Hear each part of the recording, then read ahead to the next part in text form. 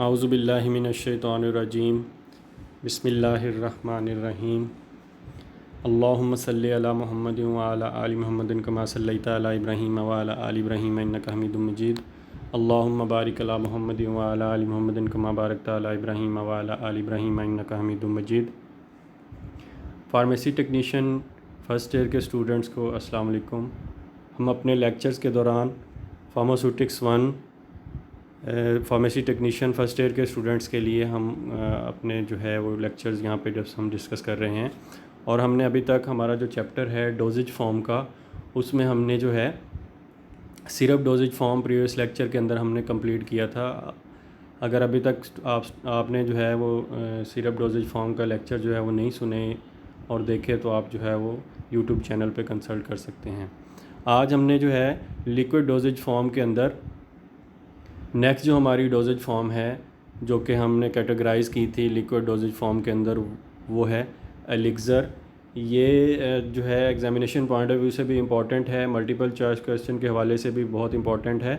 तो ये वाला आज का लेक्चर जो है वो काफ़ी जो है वो इम्पोर्टेंस रखता है एग्जामिनेशन पॉइंट ऑफ व्यू से, तो इसको आपने जो है वो बड़े गौर से सुनना है।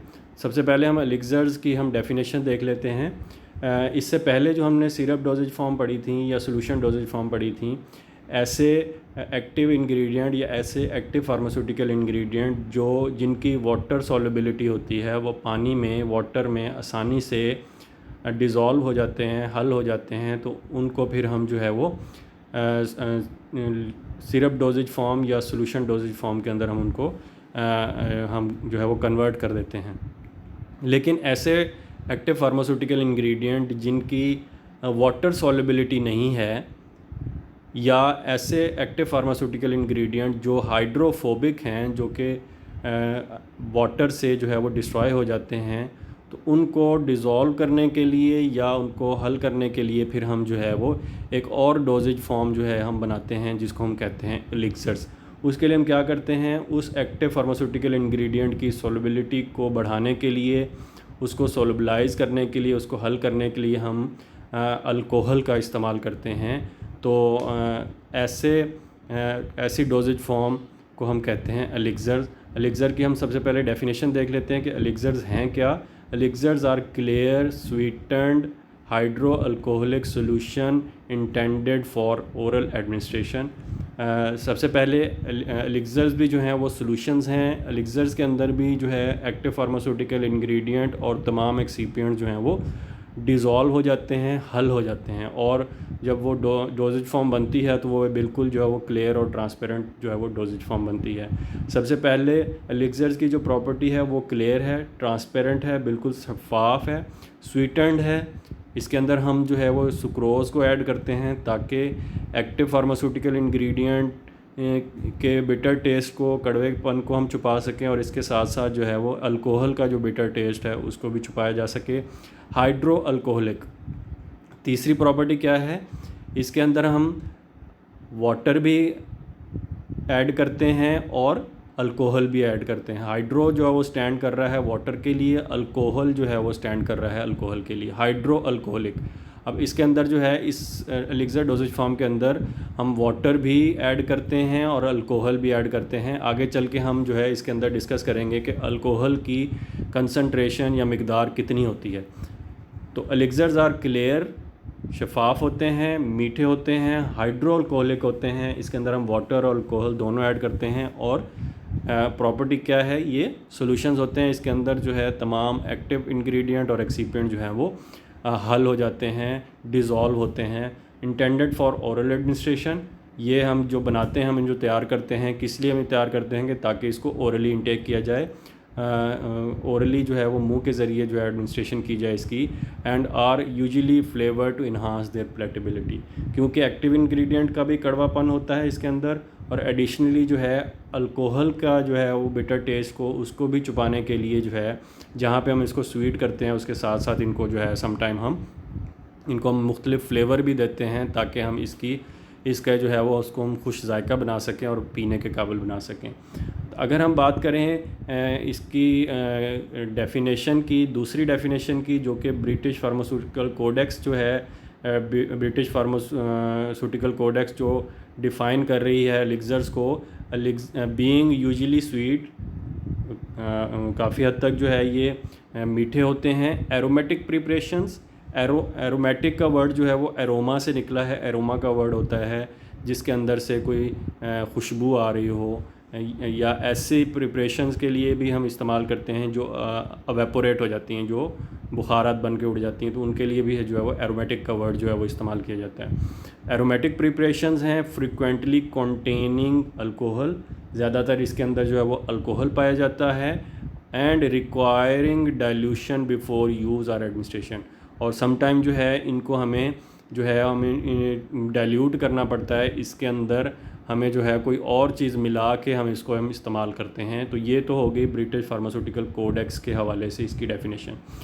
तो डेफिनेशन क्या है इसकी? Elixirs are clear sweetened hydroalcoholic solution intended for oral administration. अगर आप यहाँ तक भी जो है वो डेफिनेशन को याद कर लेते हैं तो एलिक्सर्स की डेफिनेशन जो है वो कंप्लीट हो जाएगी। अब हम देख लेते हैं कि एलिक्सर्स जो है उसके कंपोनेंट्स कौन कौन से हैं, या इसको हम फार्मूलेट कैसे करते हैं, इसके अंदर कौन कौन से हम जो है वो एक्सीपिएंट ऐड करते हैं एक्टिव फार्मास्यूटिकल इंग्रेडिएंट को डिज़ोल्व करने के लिए और प्रॉपर फार्मूलेट करने के लिए हम इसके अंदर कौन कौन से अज्जा या हम एक्सीपिएंट्स इस्तेमाल करते हैं। The main ingredients of elixirs are, जो मेन इंग्रेडिएंट्स हैं, सबसे पहले एथेनॉल है, इथाइल अल्कोहल भी हम इसको कहते हैं। एथेनॉल का जो है वो हम इस्तेमाल करते हैं। आगे चल के हम इसकी जो है वो प्रोपोर्शंस या मिकदार भी देखेंगे कि कितने % तक जो है वो अल्कोहल हम इसके अंदर जो है वो ऐड कर सकते हैं और करते हैं। उसके बाद वाटर जो है वो हम इस्तेमाल करते हैं, क्योंकि मैंने इसकी डेफिनेशन के अंदर पढ़ा कि ये हाइड्रो अल्कोहलिक सॉल्यूशंस होते हैं। एथेनॉल के बाद हम वाटर ऐड करते हैं इसके अंदर। उसके बाद ग्लिसरीन, सॉर्बिटॉल, प्रोपाइलिन ग्लाइकोल, ये जो है हम कुछ सॉल्वेंट्स जो है हम इस्तेमाल करते हैं ताकि हम एक्टिव फार्मास्यूटिकल इंग्रेडिएंट की इसकी जो है हम सॉल्युबिलिटी को बढ़ा सकें। उसके बाद जो है इसकी जो है हम कंसिस्टेंसी है एलिक्सर्स की उसको हम जो है वो बरकरार रख सकें। उसके बाद जो है समवट जो है इसको हम इसका बिटर टेस्ट है उसको मास्क करने के लिए भी हम जो है ये इन इंग्रेडिएंट्स का इस्तेमाल करते हैं। उसके बाद फ्लेवरिंग एजेंट्स जो हैं वो इस्तेमाल होते हैं मुख्तलिफ, और पूरी फार्मूलेशन को एलिक्सर फार्मूलेशन को स्वीट करने के लिए, मीठा करने के लिए हम इसके अंदर सुक्रोज़ भी ऐड करते हैं ताकि जो है वो बिटर टेस्ट को हम मास्क कर सकें, छुपा सकें। और उसके बाद जो है अगर ज़रूरत पड़े तो जो है वो प्रिजर्वेटिव्स का भी हम इस्तेमाल करते हैं। ज़्यादातर जो है एलिक्सर्स के अंदर प्रिजर्वेटिव डालने की ज़रूरत नहीं होती क्योंकि इसके अंदर ऑलरेडी जो है वो एथेनॉल हम ऐड कर चुके होते हैं, लेकिन फिर भी जो है वो एक्सपायरी डेट और शेल्फ़ लाइफ को इन्हांस करने के लिए, बढ़ाने के लिए हम भी जो है सम टाइम जो है इसके अंदर प्रिजर्वेटिव का इस्तेमाल करते हैं। जैसे मैंने पहले कहा कि एलिक्सर्स के अंदर जो है जो हम ऐसे एक्टिव फार्मास्यूटिकल इंग्रेडिएंट को एलिक्सर फार्मूलेशन के अंदर लेके आते हैं जिनकी वाटर सॉल्युबिलिटी या तो बिल्कुल नहीं होती या जो है वो बहुत कम जो है वो वाटर सॉल्युबल होते हैं, तो फिर हम जो है उनको डिज़ोल्व करने के लिए, उनको हल करने के लिए या उनको सॉल्युबलाइज़ करने के लिए हम जो है वो एथेनॉल का इस्तेमाल करते हैं और उसको हम एलिक्सर फार्मूलेशन के अंदर हम लेके आते हैं। अब हम देख लेते हैं कि एलिक्सर्स की टाइप्स कितनी हैं। तो एलिक्सर जो हैं वो 2 टाइप्स के एलिक्सर्स होते हैं मेनली।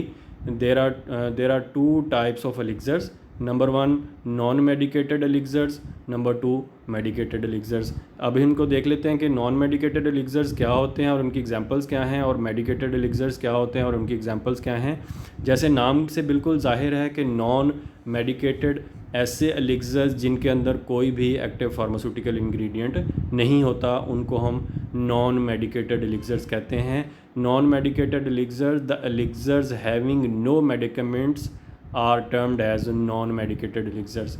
और ऐसे एलिक्सर्स, ऐसी एलिक्सर फार्मूलेशन जिनके अंदर एक्टिव फार्मास्यूटिकल इंग्रेडिएंट जो है वो इस्तेमाल इसके अंदर होता ही नहीं है बिल्कुल, तो उसको हम जो है वो नॉन मेडिकेटेड एलिक्सर्स कहते हैं। अब सवाल ये है कि अगर इसके अंदर मेडिकामेंट है ही नहीं तो फिर हम ये नॉन मेडिकेटेड एलिक्सर्स हम बनाते क्यों हैं, इनका इस्तेमाल कहाँ पे होता है। तो non medicated elixirs are used as flavouring agent के तौर पे। जब हम मेडिकेटेड एलिक्सर्स बनाते हैं तो उनको फ्लेवर देने के लिए हम जो है वो नॉन मेडिकेटेड एलिक्सर्स का इस्तेमाल करते हैं, या जब हम मेडिकामेंट को नॉन मेडिकेटेड एलिक्सर्स के अंदर हम डिज़ोल्व कर देते हैं तो वो मेडिकेटेड एलिक्सर्स बन जाता है। जैसे व्हीकल फॉर मेडिकामेंट, मेडिकामेंट को जो है वो डिज़ोल्व करने के लिए, ड्रग को या एक्टिव फार्मास्यूटिकल इंग्रेडिएंट को डिज़ोल्व करने के लिए, जो यहाँ पे हम थेरेप्यूटिक एजेंट भी कह रहे हैं उसको, थेरेप्यूटिक एजेंट को डिज़ोल्व करने के लिए हम जो है वो नॉन मेडिकेटेड एलिक्सर्स का इस्तेमाल करते हैं। उसके अलावा हमने डेफिनेशन में पढ़ा ब्रिटिश फार्मास्यूटिकल कोडेक्स की डेफिनेशन के अंदर कि कभी कभी जो है वो एलिक्सर्स को इस्तेमाल से पहले डाइल्यूट भी करना पड़ता है, तो उसके लिए फिर जो है ये नॉन मेडिकेटेड एलिक्सर्स का हम इस्तेमाल करते हैं। डाइल्यूटिंग एजेंट के तौर पे उनकी जो एलिक्सर्स हैं उनकी कंसंट्रेशन को कम करने के लिए जो है वो डाइल्यूट करने के लिए, या आम अल्फाज में हम जिनको कहते हैं कि एलिक्सर्स को पतला करने के लिए हम जो है वो इस्तेमाल करते हैं नॉन मेडिकेटेड एलिक्सर्स। अब जो है नॉन मेडिकेटेड एलिक्सर्स के अंदर भी अल्कोहल की कंसंट्रेशन वही होनी चाहिए जो कि आप मेडिकेटेड एलिक्सर्स को के लिए आप इसको इस्तेमाल कर रहे हैं डाइल्यूट करने के लिए। It should have approximately the same alcohol concentration as the elixir being diluted. ऐसे एलिक्सर जिनको डाइल्यूट करना पड़ रहा है और नॉन मेडिकेटेड एलिक्सर्स के अंदर भी अल्कोहल कंसंट्रेशन उन मेडिकेटेड एलिक्सर की कंसंट्रेशन के बराबर होनी चाहिए। और एग्जांपल्स क्या हैं नॉन मेडिकेटेड एलिक्सर्स की? एरोमेटिक एलिक्सर्स हैं, ऑरेंज सिपरेट एलिक्सर्स हैं। ये मुख्तलिफ जो हैं वो फ्लेवर्ड एलिक्सर्स जो हैं वो मार्केट के अंदर भी अवेलेबल होते हैं, ताकि उनको जो है वो मेडिकेटेड एलिक्सर्स के अंदर जो है वो कन्वर्ट किया जा सके, उनको ढाला जा सके। मेडिकेटेड एलिक्सर्स नाम से ज़ाहिर है ऐसे एलिक्सर्स जिनके अंदर एक या एक से ज़्यादा एक्टिव फार्मास्यूटिकल इंग्रेडिएंट हम डालते हैं, डिज़ोल्व करते हैं, तो ऐसे एलिक्सर्स को हम कहते हैं these are medicated elixirs. When medicinal agents are incorporated into hydroalcoholic vehicles, ऐसे जब हम किसी भी मेडिसिनल एजेंट को, एक्टिव फार्मास्यूटिकल इंग्रेडिएंट को या थेरेप्यूटिक एजेंट को या ड्रग को, कोई भी हम वर्ड इस्तेमाल कर रहे हैं, उसको हम डाल देते हैं हाइड्रो अल्कोहल व्हीकल के अंदर, तो वो मेडिकेटेड एलिक्सर्स बन जाता है। अगर हम इस तरह भी कहें कि जब हम एक्टिव फार्मास्यूटिकल इंग्रेडिएंट को नॉन मेडिकेटेड एलिक्सर के अंदर इनकॉर्पोरेट कर देते हैं, डाल देते हैं, डिज़ोल्व कर देते हैं, तो वो मेडिकेटेड एलिक्सर्स बन जाता है। मेडिकेटेड एलिक्सर्स कहाँ पे इस्तेमाल की जाते हैं? डेफिनेटली जब इनके अंदर कोई एक्टिव फार्मास्यूटिकल इंग्रेडिएंट है तो हम इसको थेरेप्यूटिक इफ़ेक्ट हासिल करने के लिए, कोई ना कोई जो है बीमारी के इलाज के लिए, किसी ना किसी एबनॉर्मल फिज़िकल कंडीशन के अंदर हम इनको इस्तेमाल करते हैं। Medicated elixirs are used for the therapeutic effect of the medicinal substance they contain. जो हमने एक्टिव फार्मास्यूटिकल इंग्रेडिएंट उन मेडिकेटेड एलिक्सर में डाला हुआ है उसका इफ़ेक्ट हासिल करने के लिए हम जो इनका इस्तेमाल करते हैं। Medicated elixirs may have only a single therapeutic agent more than one. अब एलिक्सर के अंदर एक या एक से ज़्यादा जो है वो एक्टिव फार्मास्यूटिकल इंग्रेडिएंट हो सकता है। They usually contain very potent drugs such as antibiotic, antihistamine और एंटीहिस्टामिनिक और सेडेटिव्स।